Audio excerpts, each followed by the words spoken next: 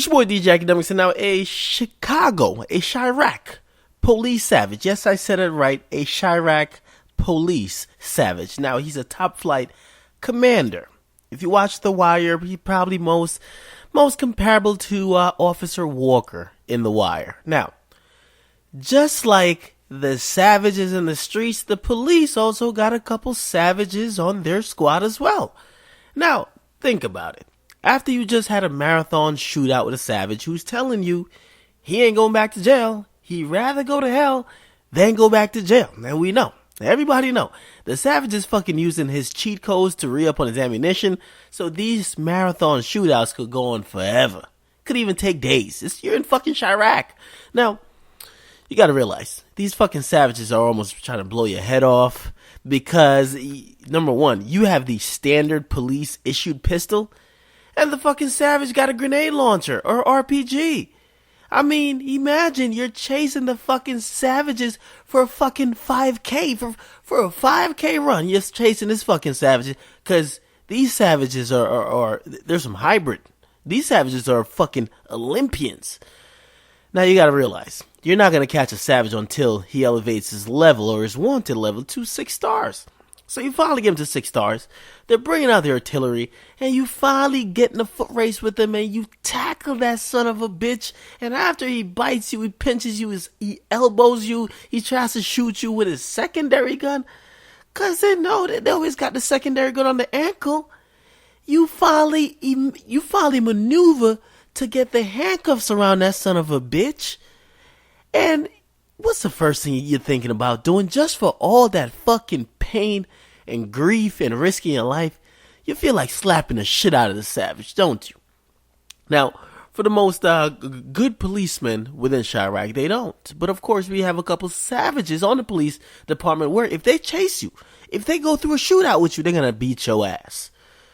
Think about it. This fucking commander, after going through all that with a savage, having him in custody, this guy apparently took his gun and put it within the savage's mouth, and he would be questioning the guy that way. So these are just one of the charges. And let me get the name of this guy, because this guy's fucking, he's iconic. This thing is a legendary police savage.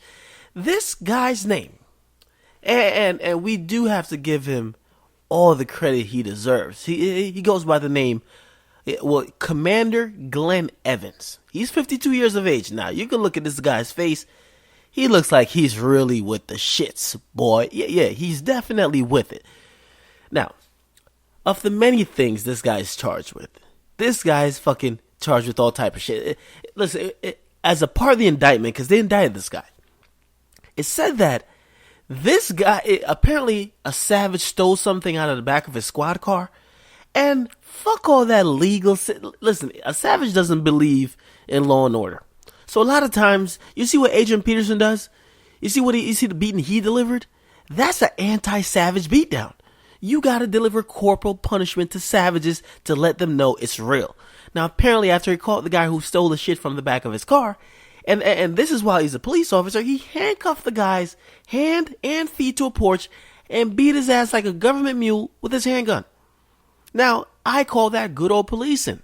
A fucking savage, as I said, don't believe in law and order. You might have to whip his ass.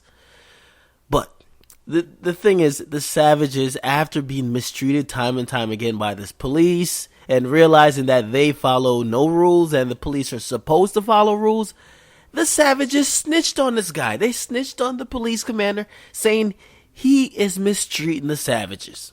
Now, this went on for over 10 years. So it's a lot of different incidents that went down. This guy's a fucking top flight police savage. His charges that he's been indicted on ranges from a lot of excessive force, aggravated battery, talking about pushing his gun down the savage's mouth when he arrests them, putting his boot literally in their ass, as well as about like 6 other counts of misconduct.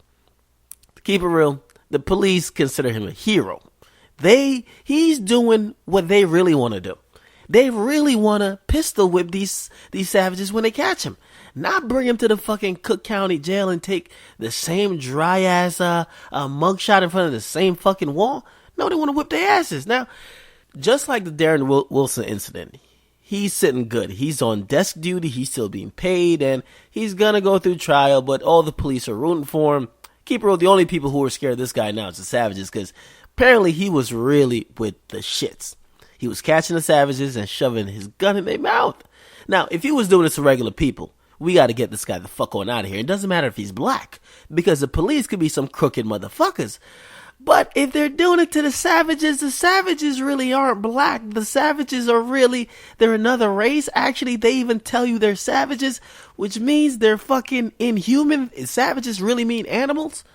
So, I don't really, animal cruelty is not my it's not my cup of tea to really raise a stink about. So, hey, if you caught him, you push, really? That's what he did?